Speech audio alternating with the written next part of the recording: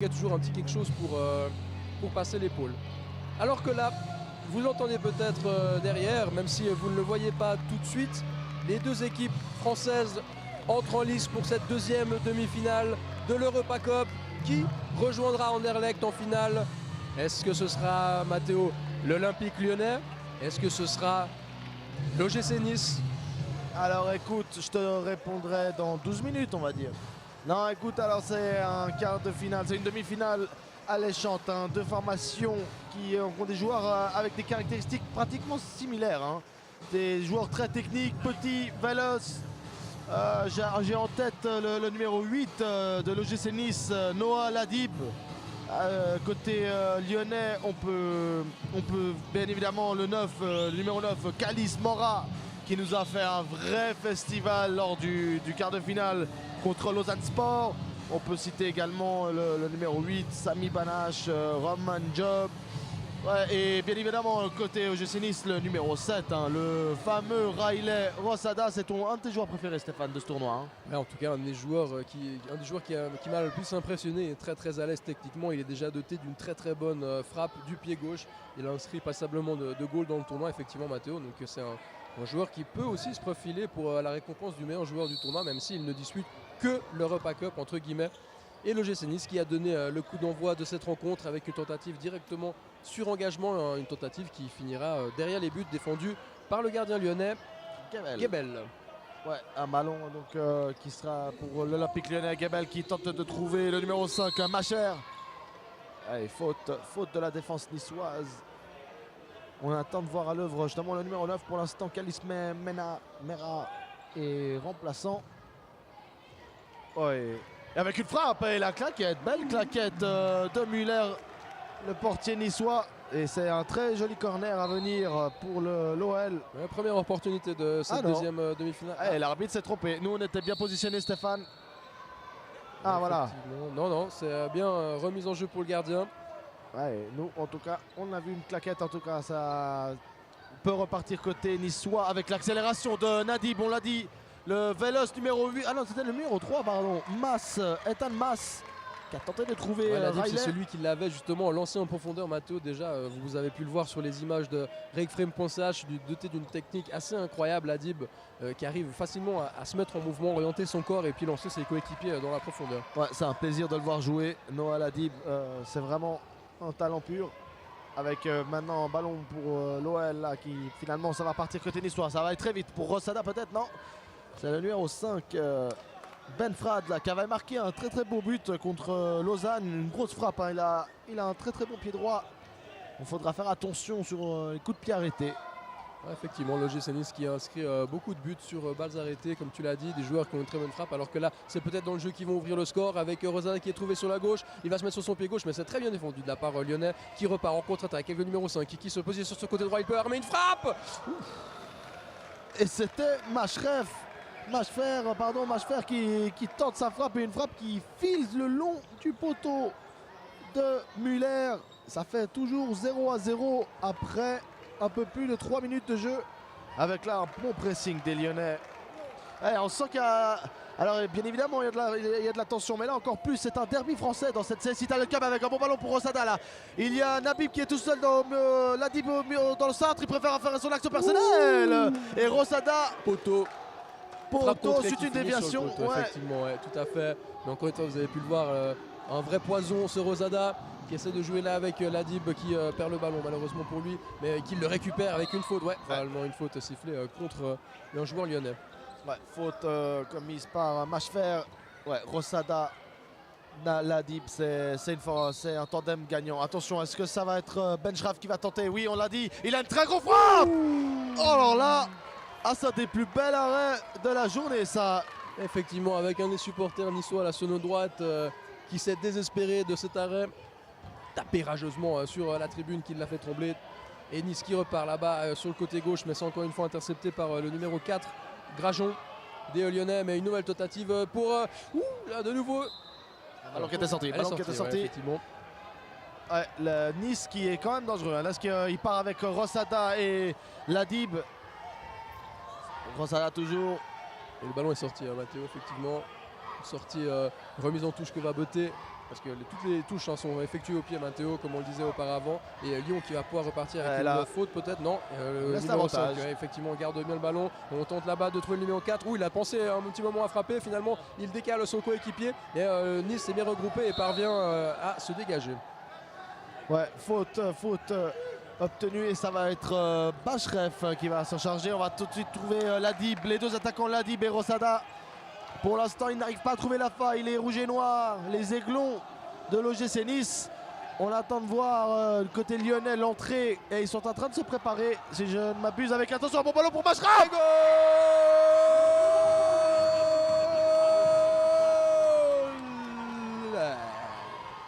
Ouverture du score dans cette demi-finale de l'Europa Cup. Et il sort directement, Bashref. Pas le temps de célébrer avec attention. Peut-être un deuxième but. Et il élimine le gardien. Oh là là, quel goal! Quel goal du numéro 6. Bashref. Il élimine le gardien. Il la pousse au fond. Il vient saluer ses supporters. Incroyable, là, le but inscrit de coup sur coup. 2 buts inscrits coup sur coup par l'équipe rodanienne. Mais c'est ça, le CSI Talent Cup. On ne peut pas respirer. On n'a pas le temps de respirer. Il y a tout le temps des buts. Attention, avec un ballon. Cette fois-ci, le numéro 9 qui vient d'entrer en jeu, Théo Forêt. Jusqu'à maintenant, le gym qui était plutôt dominateur, qui avait eu les meilleures occasions, qui s'est procuré les meilleures occasions. Et il a été puni coup sur coup par 12 accélérations figurantes de l'Olympique lyonnais. Ouais, le numéro 6, Bagad, là, il nous a fait un deuxième but magnifique. Un crochet, il a tout simplement éliminé Muller, le gardien adverse, pour aller inscrire le plus simple des buts dans les goals vides. Avec, attention, un long ballon encore une fois. C'est pour Noah Grandjean. Ouais, il n'arrivera pas. Contrôlé effectivement par les Niçois, par Rosada qui était une fois n'est pas coutume en position défensive. Il sait vraiment tout faire ce joueur. Alors que là, Nice perd la balle. Et le numéro 6 qui va pouvoir inscrire le doublé. Doublé pour le numéro 6. Bahad, je ne sais pas comment on le prononce, je m'excuse. Et en tout cas, ce qui est sûr, c'est que ça fait 3-0 pour l'Olympique lyonnais. Ouais. L'Olympique lyonnais qui nous habitue à marquer des buts incroyables. On a encore en mémoire le match contre Lausanne Sport. Mais alors là, on a le droit à une panoplie. Panoplie de gestes techniques et de magnifiques buts. Là, le Bagad là, qui nous gratifie d'une très très belle performance. Et on attend toujours l'entrée de Calis Mora.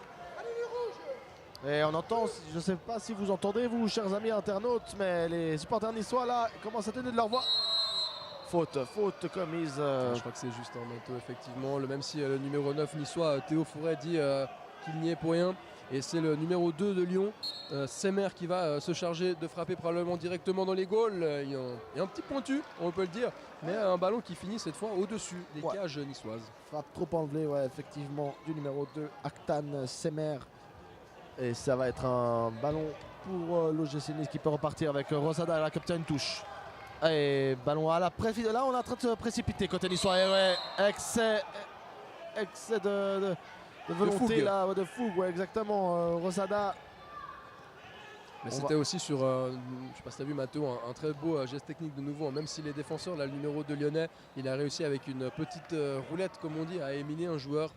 Un petit râteau, effectivement. Là, ils sont techniques. Les joueurs lyonnais. En technique individuelle, probablement, c'est une des toutes meilleures équipes, effectivement, du tournoi. On a vu des gestes techniques, effectivement. Ouais. But sur roulette, talonnade. C'est vraiment une équipe très plaisante à voir. Malheureusement, encore, ils n'ont pas réussi à se qualifier pour la Champions Cup. Peut-être. Bon, on le rappelle, Lyon était dans un groupe très difficile. Ils ont réussi tant bien que mal à s'en sortir. Les Lyonnais. Ils étaient dans le groupe de PSV Eindhoven et Manchester City. Ils ont fini à la 3e place, à 4 points de la place qualificative pour la Champions Cup. Et évidemment, ça sera les favoris pour cette Europa Cup. En tout cas, là, on s'en dirige avec 3-0 pour l'OL, alors qu'il reste un peu plus de 4 minutes.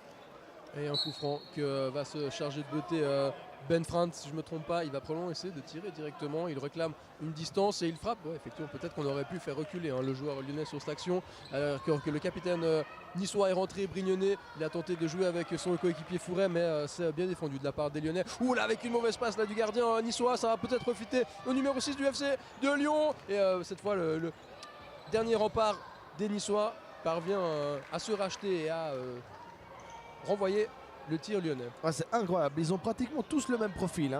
Petit, technique, regardez le véloce, Khalid. C'est lui, Calis Mora.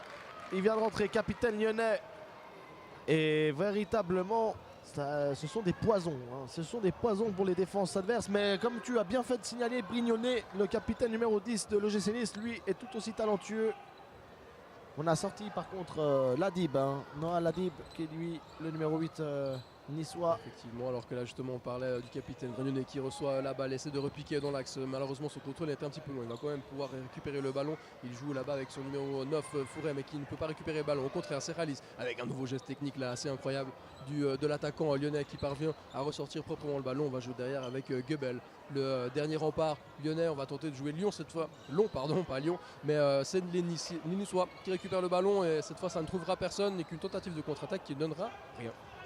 Ouais, ballon récupéré. Et attention, attention, l'arbitre me semble-t-il qui estime que passe en retrait, effectivement, passe du défenseur à son gardien et ça va donner un coup franc dans la surface ou plus ou moins aux abords. Alors attention. Là, généralement, Stéphane, on a vu dans le tournoi, hein, des coups francs comme ça, c'est 99% de chance de but. On verra. Et là, il est vraiment plein devant nous. On voit toute la place qu'il a, le numéro 9. Vous voyez, vous, dans vos écrans, attention, avec une frappe de Galis. Et ben, voilà, ça passera entre les jambes du gardien, effectivement. But inscrit par le numéro 9, Khalid Mora. Et on arrive à 4-0. L'OL, il ne fait pas dans la dentelle. Et des joueurs qui tenteront justement, comme on le disait auparavant, d'émuler leurs illustres prédécesseurs qui sont issus du centre de formation de Lyon, notamment Ben Arfa, Benzema, des joueurs d'une qualité technique aussi individuelle, d'ailleurs Matteo, assez incroyable. Donc c'est tout, en tout cas tout ce qu'on souhaite à cette future génération lyonnaise. Ouais, espérons qu'on entendra encore parler d'eux avec attention à la longue frappe de Ben Frad. Ouais, frappe du désespoir peut-être. En tout cas, il reste 1 minute 30 pour les Aiglons. Au moins de tenter de marquer un but avec l'entrée en jeu du numéro 7 Roman Job. Et Job qui finalement n'a pas réussi à trouver le cadre. Ça va être repris, relance pour le gardien Muller. Et Nice qui n'arrive pas à trouver la solution. Hein. Hormis des frappes lointaines. Effectivement, dans le jeu, ils ont été un petit peu plus en dessous là, les joueurs de la Côte d'Azur contre Lyon. Avec de nouveau une balle qui est sortie. Hein, mais Khalis qui avait essayé de dribbler. Il passe juste devant nous actuellement avec ses chaussures roses. Et un très bon joueur, très élégant aussi hein, sur le terrain. Matteo, il a vraiment joli à avoir joué. C'est le leader aussi de cette équipe. Il est capitaine, hein, pas pour rien, même s'il ne semble pas le plus celui qui parle le plus. Mais regardez-moi ça sur le terrain, il parle avec les pieds. Il parle avec ses pieds. But 5-0, but de Roman Job, mais on peut dire que ce but a été construit par Khalid Mora, encore une fois, le numéro 9 lyonnais. Un festival encore une fois de ce numéro 9 qui cette fois n'a pas marqué mais a délivré un assist. Al bacio, comme on dit en italien, Matteo. Exactement. Le numéro 7, Job, n'avait plus qu'à la pousser dedans. Ouais, marquer le plus simple des buts. Alors on va s'acheminer vers cette finale logique, j'ai envie de dire, entre Anderlecht et l'Olympique lyonnais. On se réjouit déjà, hein, des duels avec Akenyou face à Khalid Mora justement.